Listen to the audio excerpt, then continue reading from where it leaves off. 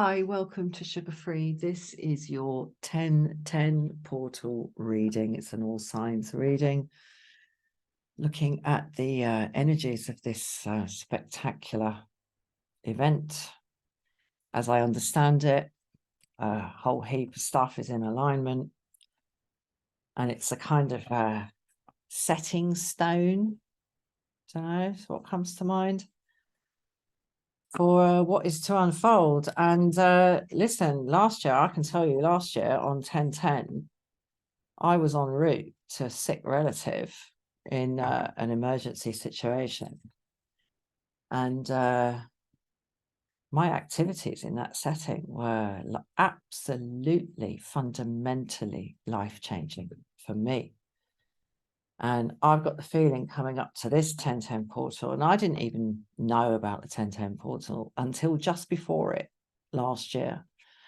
And I remember one of my favorite readers here on YouTube saying there is life before the 10/10 portal and there is life after the 10/10 portal. And in my case, that was absolutely correct in ways I never would have expected.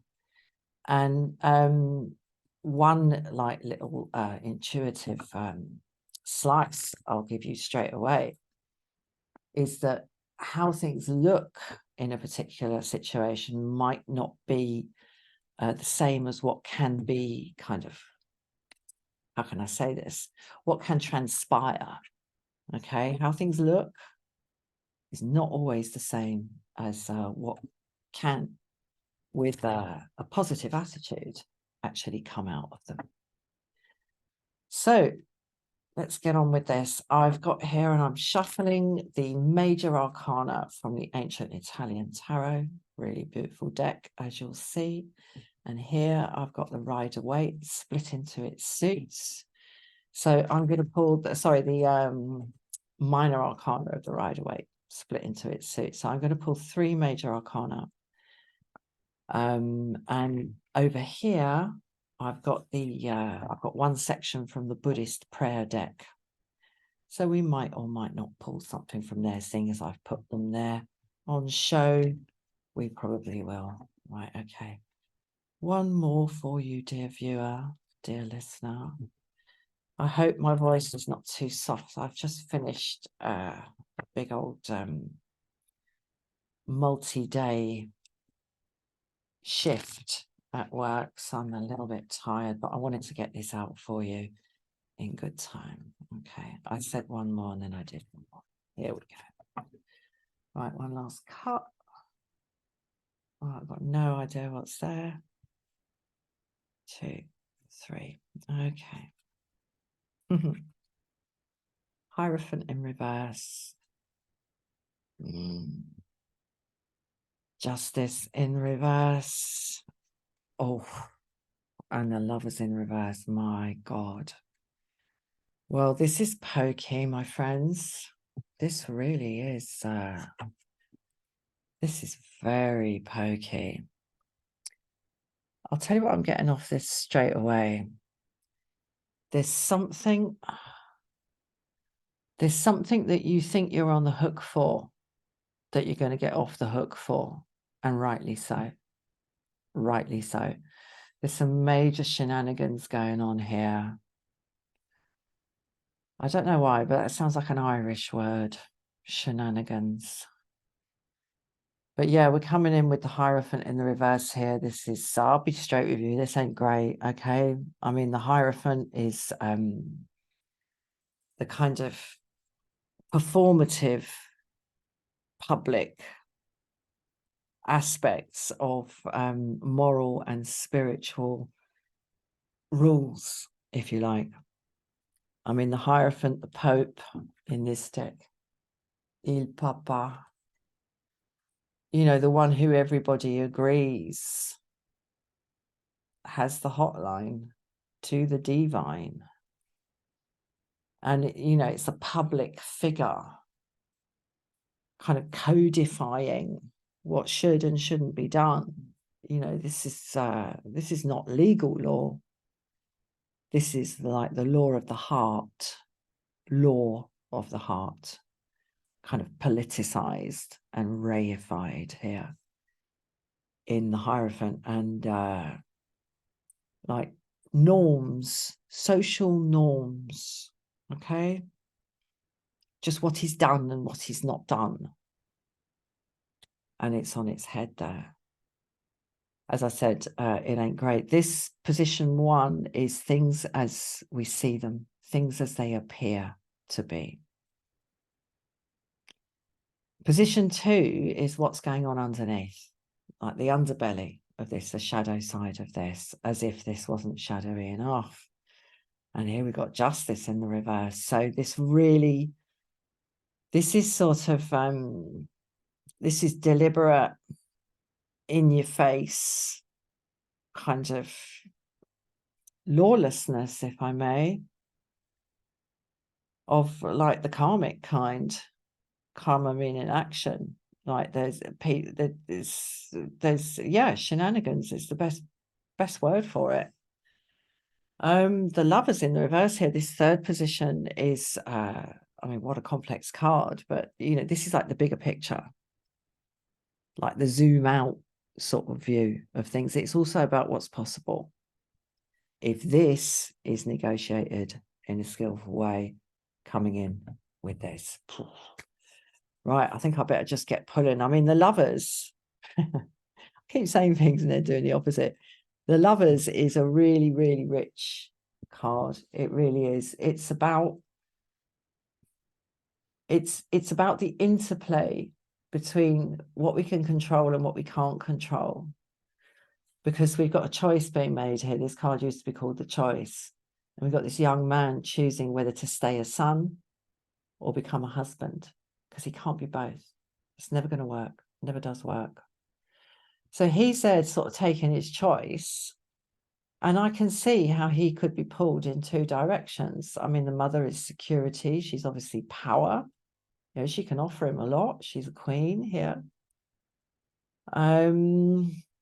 But, you know, look, this little fella here is sort of, you know, all bets are off when he fires his arrow. All bets are off. So, as I say, it's the interplay between active choice on our part and things just kind of turning out that way because that's all they were ever going to do, right? That power in that little Eros there. What's he called in the other system? I think Eros is Greek, isn't it? Or is it Roman? I can't remember. But in Vedic law, this is Kama. That's where the Kama Sutra comes from. It's not the Kama Sutra, it's the Kama Sutra, the Sutra of desire. And this is kind of wild and ungovernable.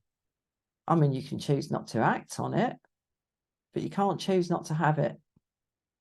When you want someone, you just want them. Yeah. And what are you going to do? Eh? But it's on its head. And that's why I said right at the beginning, you let off the hook of something. That, and as I said, rightly so. Let's start clarifying. The first thing I'm getting off this Page of Pentacles is don't look over there. Look at this. No, but look. Distraction. And sort of like side alleys, side roads, and splitting your attention. Okay. And, you know, that is really handy when shenanigans are afoot, isn't it? Promises, the 4 of Pentacles.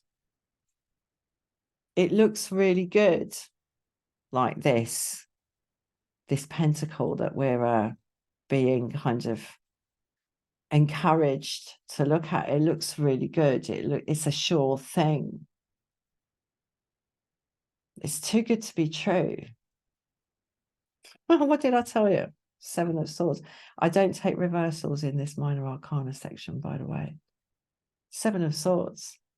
things not being said, things being kept under wraps.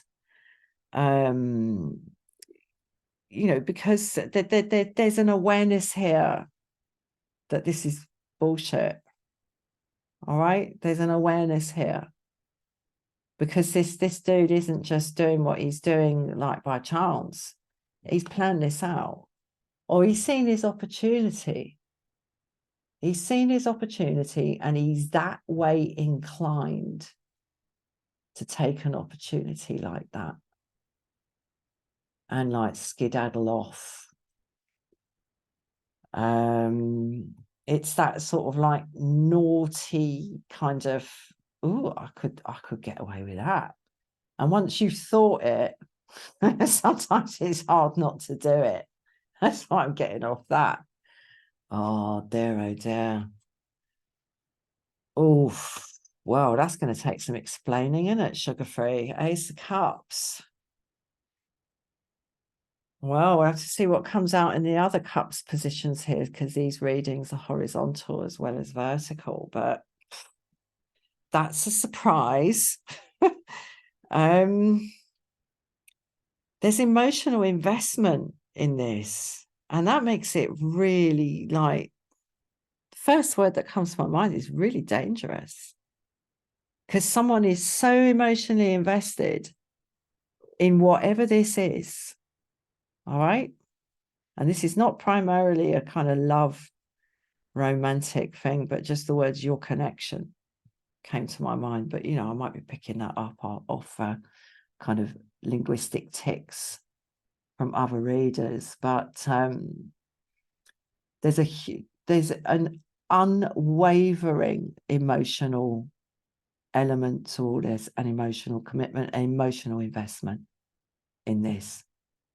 And that's why it's gone so far. That's why it's gone that far. All right. Actual, like, pissing about with the rules, breaking. It does look like, with justice in the reverse here, breaking the rules. But I wonder if whoever this concerns for you, dear viewer, dear listener, I wonder if they really realize what they've done. Because there's a kind of, yeah, there's a sort of distraction and a kind of a kind of habituated sneaking around. It's just kind of what is done somehow, what this person does, or what one does under this energy, or whatever this. And I don't think they realize how serious, like, a breach they're committing here. And we're going to, you know, we're going to find out more on it. But as far as they're concerned, they're doing it out of love. All right. That's what I'm getting off the Ace of Cups there. That was quite a surprise to see that. Let's pull on Justice in the reverse. Such a sad sight. But I think here in this second column, I think we're going to get perhaps some harsh truths. Let's see. Six of Pentacles. Well, would that have come out in the reverse? I just don't know. I mean, you know, this is generally seen as a really nice card, but because I'm sugar free, I see other things in it. And the main that I'm struck by the fact that he's got the merchant here with the dinaros or whatever. He's got his back turned to this one. And I think there's good reason for that, because I think this dude recognizes this dude. I think this beggar down here in this bluey, greeny, grey kind of thing is actually an imposter. And that's what I'm getting off this, imposter. And the reason I say that, before you think I'm completely like off the whatever, is because of that little tear there where there's red underneath there. It's not for nothing that is there. And what that shows us is that it is possible. All right, I'll go this far. It is possible for people to sort of pretend to be in a worse state than they are in order to get something. And that's the first nature of this literally injustice. injustice here. Justice in the reverse. And remember, this is the hidden energy. I mean, maybe this is the same person, you know, like I said over here, they're just used to this. This is just what they do. And I think, you know, with the amount of love here, the Ace of Cups, I think if they were to really, really engage with the reality of what they're doing, like Seven of Swords, I mean, it's small, but this stuff mounts up, you know, in people's lives, these little transgressions, just because you can. And the more you do it, the more habituated your spirit becomes to it. And then the more you do it, there's a cumulative effect here. And maybe it's popping. Maybe that's what this 1010 portal is about. It's popping. Because, you know, if this imposter here gets the same as this one, there's a fundamental injustice. What did I say? And the more this one gets, the more the imposter gets, relatively, the less the deserving one gets. So, you know, it's again, it's a small transgression. It's someone sort of like having a go, but it's of that sort of like, oh, look over there, everything's wonderful, but there's more to this. Let's keep going. Yeah. Ace of Wands, another ace. So often, if I pull one sort of like court card or one ace, I'll get another one, at least another one.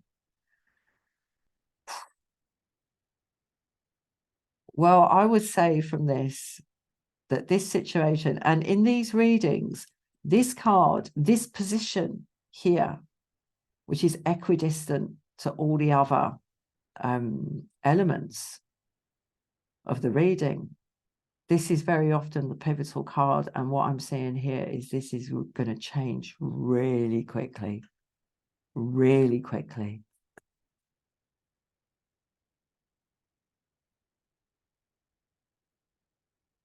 And the response is going to be a kind of, I mean, you know, Six of Swords is, again, it's sort of always like spun in a sort of optimistic sort of way, but there's something sneaky about this as well. I mean, look, why all the shrouding, you know? Why all the shrouding? This ain't a sort of victorious crossing of the final bloody river. Well, it might be the final river, I don't know.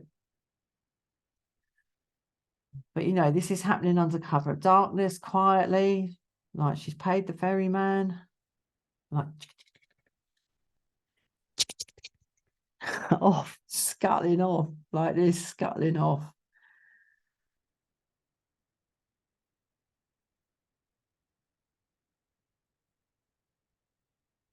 You see, when I pulled this, the 7, I was thinking about the 6. Maybe this has already happened. Maybe this is why this stuff happens. I mean, that's what this second column is, really. There's something sort of shameful in this movement. There's something hidden and very sort of mindfully so here. Because all the swords are with, I mean, there's nothing else. She ain't got anything else. She's got the kid and the swords, because that's what really matters. The swords representing thoughts and words, which are to like quite a large extent our personality. But there's stuff hidden here. And again, it's long term. I mean, this person here, she's not, I'm presuming it's female, but I don't want to go into it too deep, but I might come back to that. But this is not like sort of happy celebratory energy. The only happy celebratory energy we've had here is the Four of Wands, but it's surrounded by this distraction and this kind of sneakery here. But this, I think, is linked, this Six of Swords is linked to this Ace of Cups. You know, there's a really strong reason why these things are kind of hidden and quiet. There's a good reason for it. Well, yeah, I think there is a good reason for it, actually, and it's that. But something's kind of gone squiffo with this. Because as I say, you know, when this came up after this run here, it's like, oh, I wasn't expecting that. Something sort of got messed up with it. And I'm not convinced, even at this stage of the reading, that the tarot itself is going to tell us that, what that is. But I've got more oracles as well. We might. Anyway, let's keep going.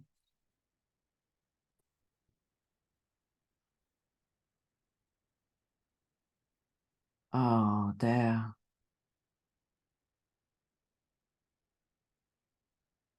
It's just a refusal to engage emotionally. This is actually like quite painful. I mean, the most positive card so far on the table is the Ace of Wands. This Ace of Wands here is this cracks something open, all right? This club here, it cracks something open, but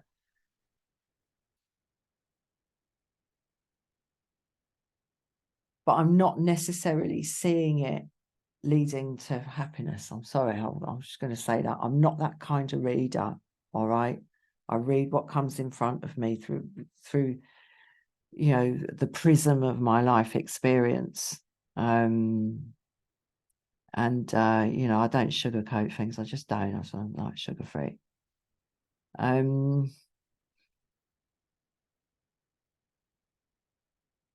Someone ran away, okay? Someone ran away, and I'm going to be so intrigued to see how this Ace of Cups, fire, this Four of Cups, like what is, because here it's all on offer. They give you everything. They give you everything. I've got that song, I think it's the Four Tops. I can't give you anything but my love. That's from the 70s. I'm not going to sing it. I haven't got the energy. But this moves to this. It's like, no, you're all right. No, no, no, no, no, no, no. Something was offered and turned down. This is really sad. It's really sad. Let's clarify the Lovers in the reverse. Well, my initial sense of this Lovers in the reverse was that you kind of get off the hook of something.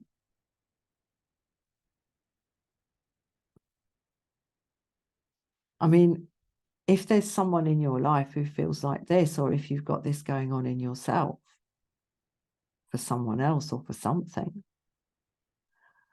you know, it is a kind of hook, isn't it? It can be. That's what this is. This can be. I said it had gone squiffo, didn't I? And it's like when the wrong energy is around this, that cup, oof, it's either empty or you wouldn't want to be drinking from it.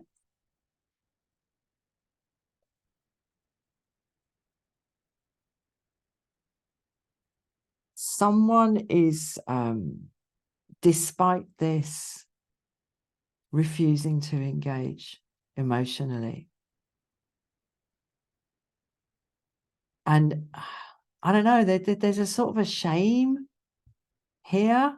I see that in the Six of Swords. I hardly ever see that in the Six of Swords, but I'm seeing this real shame, this shame-based kind of thinking and just wanting to sort of blot it out and get away.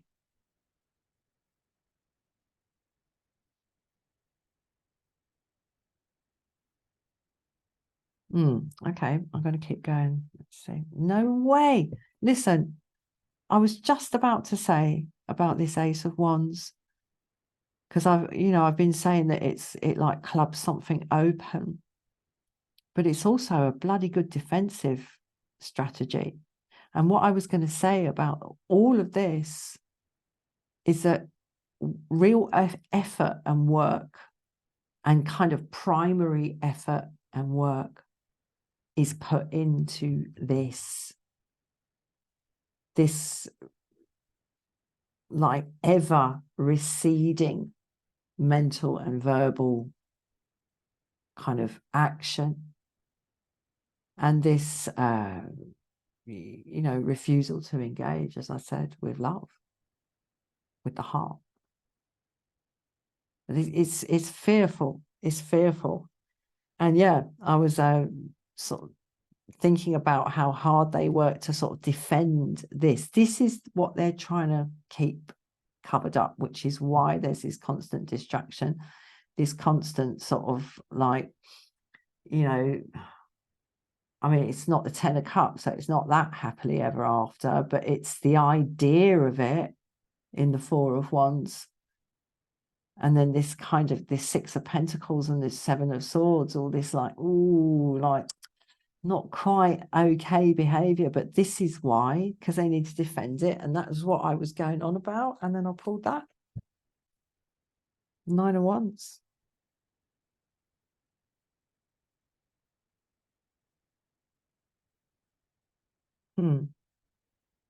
Well, he's holding one. Just bear with me on this, all right? I'll see where this goes. He's holding one of these 9 wands, which leaves 8. And I think there is a real there's a real desire here. I'm going to come back to the Four of Pentacles, don't worry, but there's a real desire here to communicate, basically, to reach out. Because however embattled this chap feels, he hasn't yet put that final wand into the line with the others. And there's a holding pattern here. There's nothing coming in and there's nothing going out. Like, he's not spending any of that. But likewise, I don't know, as he sticks one up his up the back or whatever, he's kind of run out of space to say nothing can come in either. This is like stasis. And a sort of it's not poverty or impoverishment. That would be like the Five of Pentacles, but it's that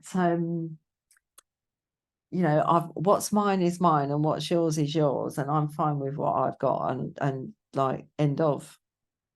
And there's no speculation here, either inward or outward. I mean, why would you like ask him to look after your money? You'd never get it back. And he's not, likewise, he's not investing in anything. So there's no investment here, there's no growth here, there's no kind of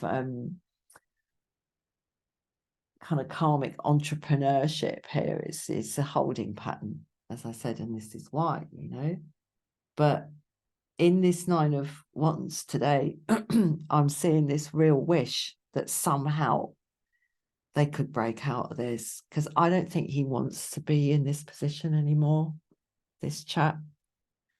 He needs to go home and have a hot bath and like a hot meal. I mean, look at the state of him. I mean, the war's finished. It's PTSD. Really wanting to reach out, but just so scared. So scared. And this is what it's about, this Six of Swords and this Four of Cups. I think especially this Six of Swords. But I mean, let's carry on, because I don't think I've said enough about this Ace of Wands. Oh man. Three of Swords. This is what is not being engaged with. All right. And we see a kind of mild version of this pain here. Just the pain of not getting what you want. Basically, speaking as a Buddhist, that's the biggest pain of all, not getting what you want. And we're so invested in what we want. And as I say that, my eye is drawn back to the Ace of Cups and this sort of squiffy, rather rancid kind of twang that this is taking on. I think in this reading, this Ace of Cups, I work with Himalayan and quartz singing bowls, and when there's a crack, or when there's something up with it, you get this like twang off it when you bong it. Getting that off that today. This has not been dealt with. That's why there's all this defensive and reticent behavior and the kind of habitual, people who have been hurt, which is basically all of us, especially during our early years. If that stuff isn't kind of assimilated and is kept like squashed over, like on the edges of things, it might not be in our mind all the time, but by God, the less we look at it, the more it informs our behavior, or not even our behavior, but our outcomes, because we act out of certain assumptions. And if those aren't examined, and we put those assumptions in place to defend ourselves, to protect ourselves from feeling this, and try to heal ourselves from this. And it doesn't work. You see, it doesn't work. It just doesn't work. I pulled a Final Cut card. Knight of Cups. Okay, what I'm getting off this straight away is the key to like, if this doesn't sound too sort of corporate, the key to managing this, like the pain of not getting what you want, and I say it like it's trivial, and I mean at the end of the day, I mean, but I mean, this card, this Lovers here, is about what we want as well.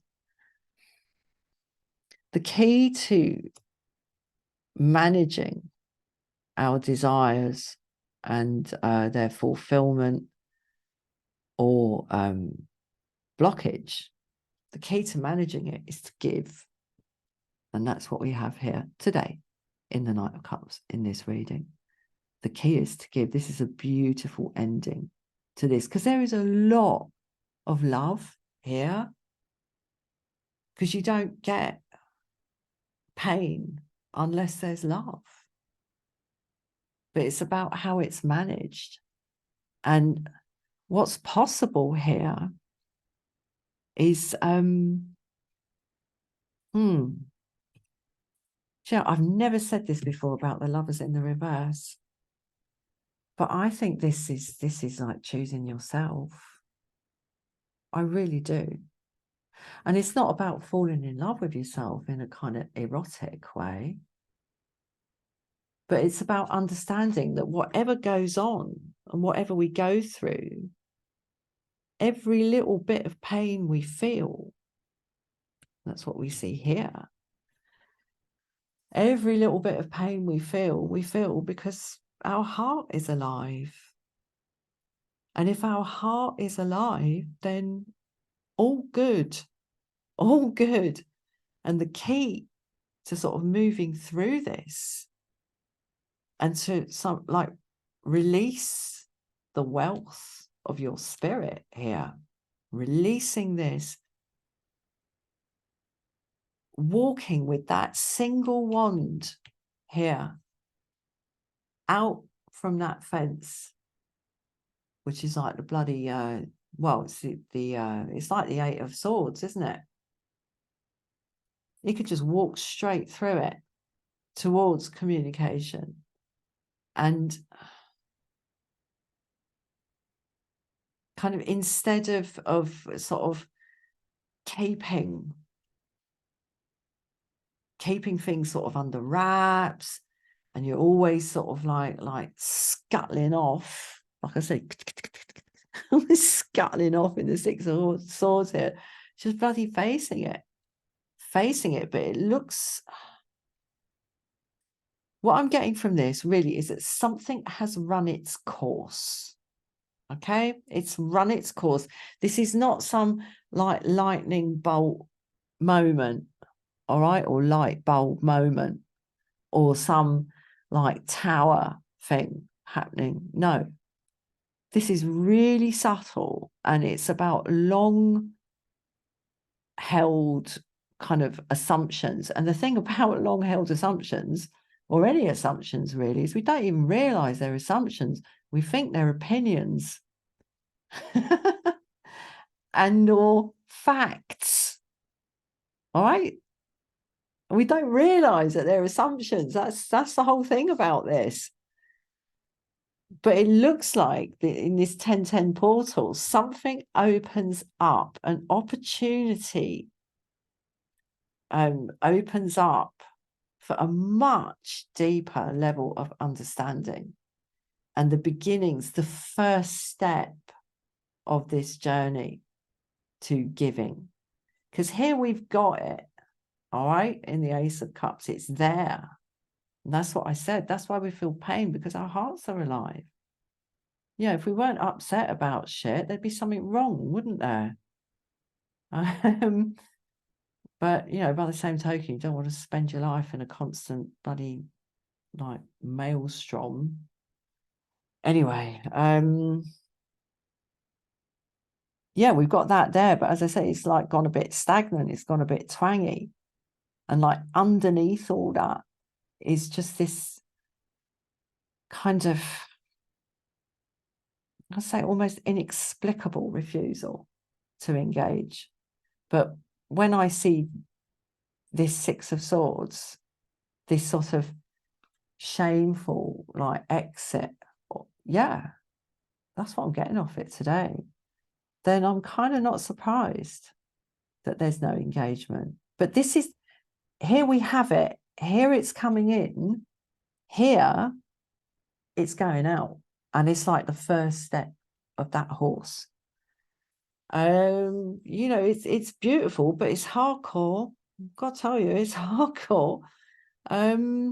Just wondering whether to pull, yeah, hold on, I am going to pull one from the Buddhist prayer deck, but I'm also going to pull one now from, oh dear, hold on, it's under the desk.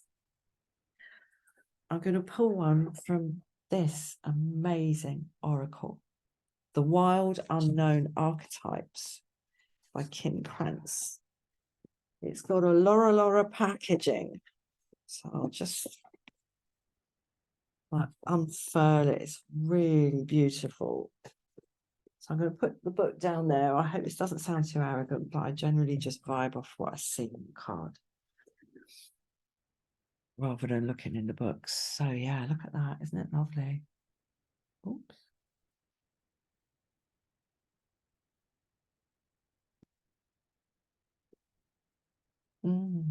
Nice. Well, I'm just going to take the deck out.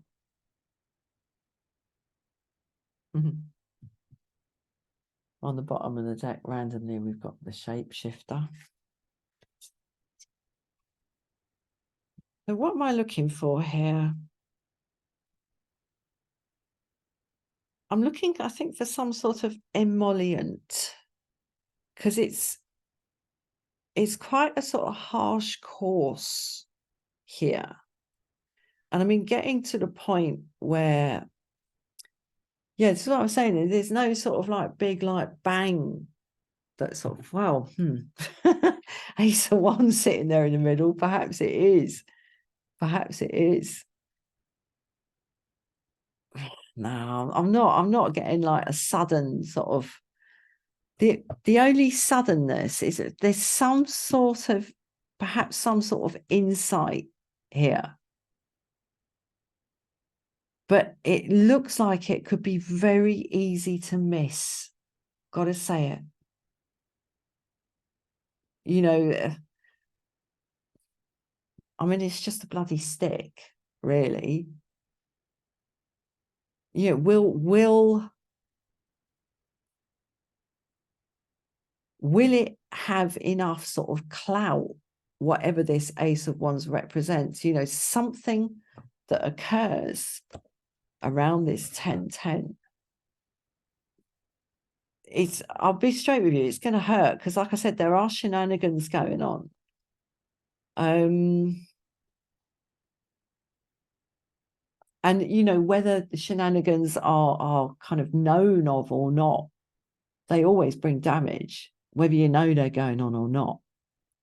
But there's insight here in the Six of Pentacles and the Seven of Swords, and sadly in the Six of Swords with this scuttling off in the night. There's insight and sort of self-awareness around it. So I mean, this Four of Pentacles is a sort of sit tight energy, and this Nine of Wands is a sit tight energy. And the only, what was I going to say? The only movement we've got on the table is the Seven of Swords, this quiet, scuttly thing, the Six of Swords, this quiet, scuttly thing, and this tiny first step of a new journey to resolve this here in the Knight of Cups. So I want to get a little bit more insight on basically what this Ace of Wands could be, because that's the turning point of the reading.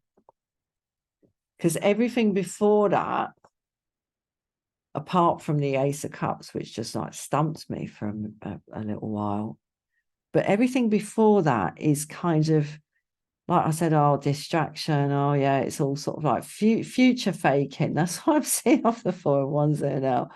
And this like naughty kind of scurrying around, covering this up and placing that there, and, you know, keeping it all like ticking over. It ain't great. And then you get here, and then after that, it's just like, oh shit, this is really sad. This is just really sad.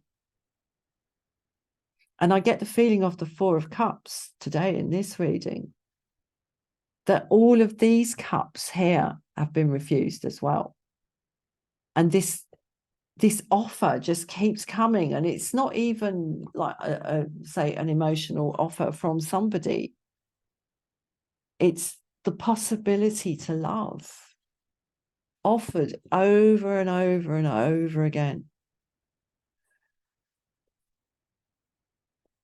So, I mean, whatever this is going to tell us something about why as well. And I mean, I guess the why really is the Hierophant in reverse. You know, some sort of, like, sometimes things get done. Sorry, I'm rolling the deck. It's probably an annoying noise if you can hear it. Sometimes things get done in the kind of gizzards, shall we say, of a family system that really shouldn't be going on. I split the deck, and now we've got the Queen at the bottom. Look at that. Isn't that beautiful?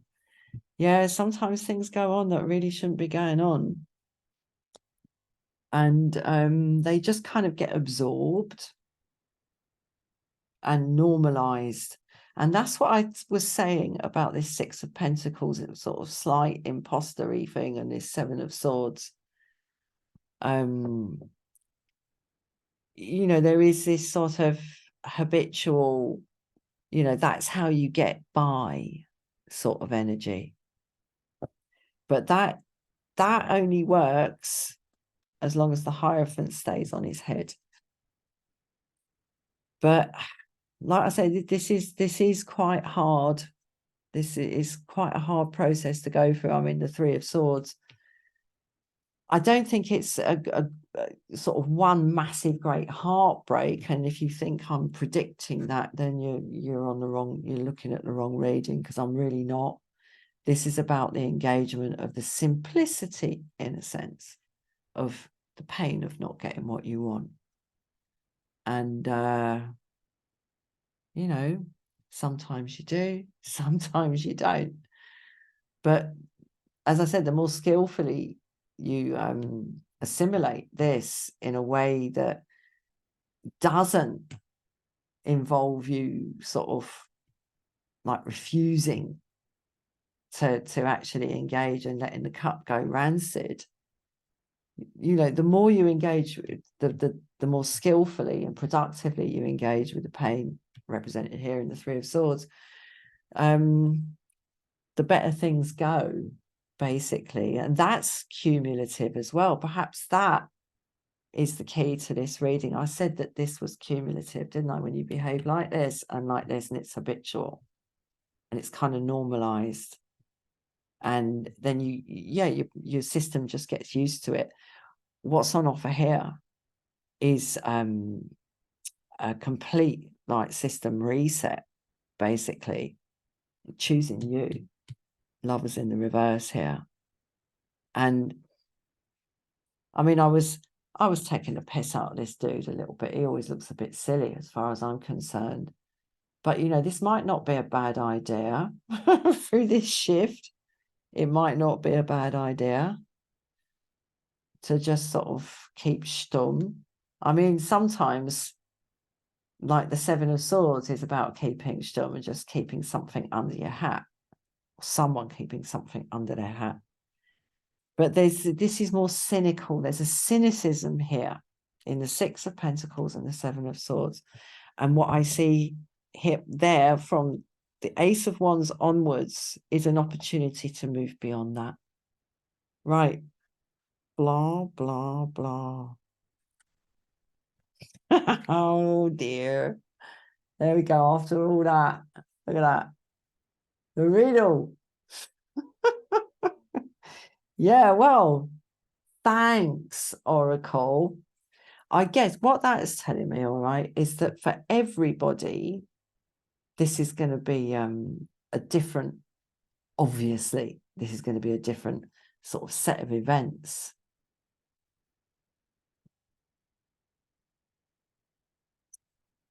Do you remember what I said right at the beginning about my own experiences in 10/10 portal 2022, and how without realizing it, everything had changed? And it was that day, because that was the day I traveled into a new situation, like geographically traveled, got in the car and traveled. And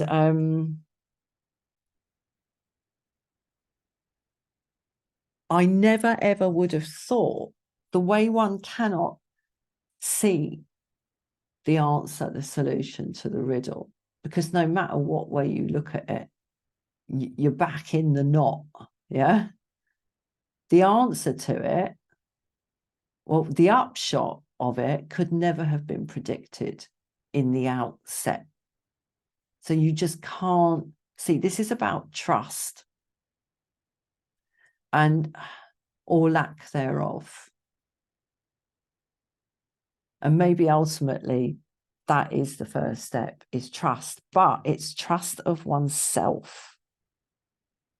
Because when you trust yourself, like the need to second guess others reduces and reduces and reduces, because you know, you're not operating out of kind of habitual like shenanigans, basically, which is what I came right back to at the beginning.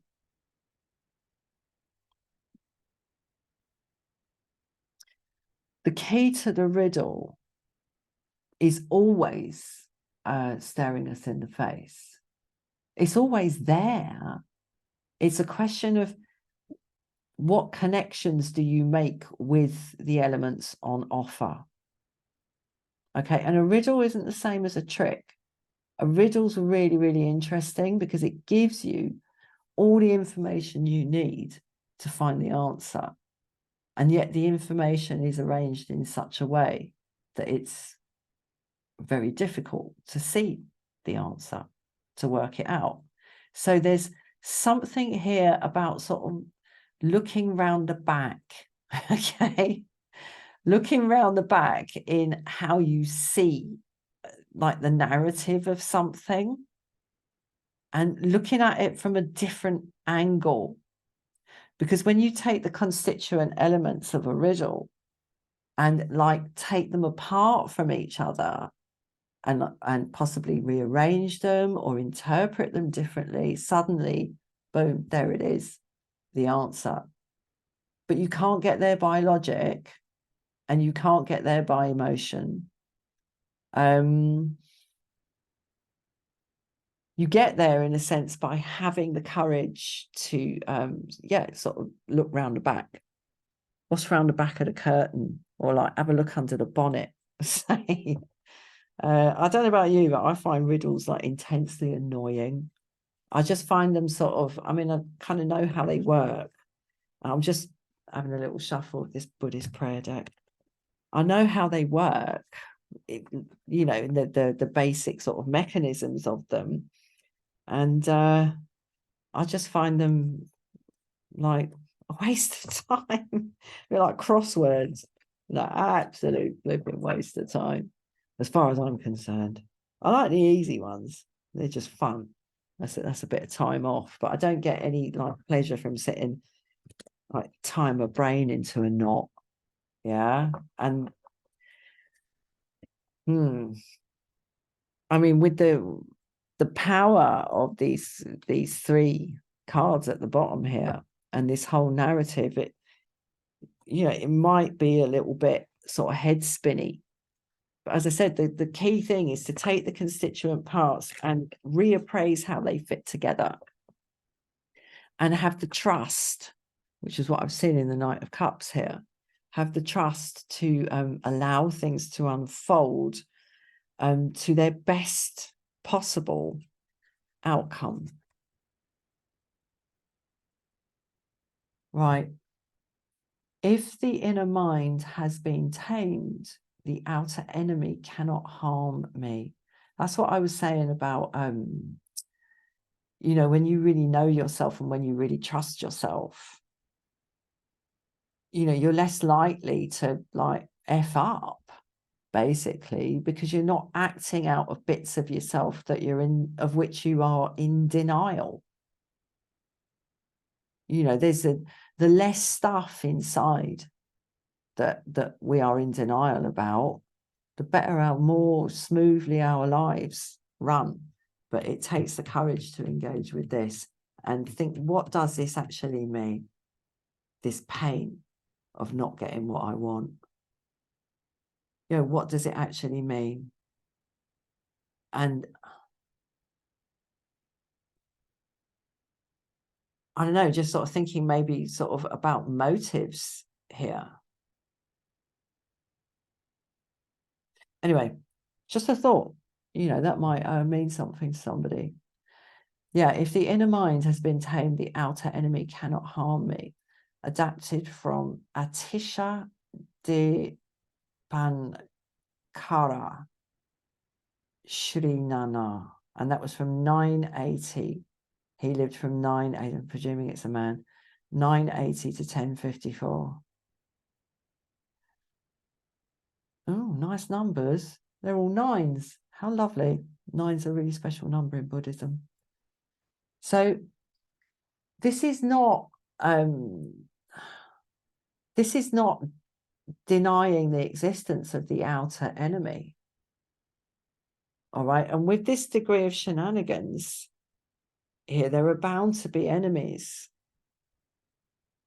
You know, you don't nick people's swords and like rip off people's generosity. You don't normalize that unless, yeah, basically you've got something to hide. But, you know, the real thing that people have to hide when they feel there's something they have to hide is shame. So perhaps that's where to look. The inner mind, if the inner mind has been tamed. And what that also suggests is that the inner mind is like a wild animal that can be tamed. And it can, with the, you know, the practice of silent meditation. That'll tame the inner mind. If you keep at it every day, well, it will render it tamer. I'll put it that way. Yeah, the outer enemy cannot harm me. So there's a protective quality here to the invitation to look at things in a different way and see beyond this sort of Gordian knot of logic that we're stuck in here, or that someone is stuck in here.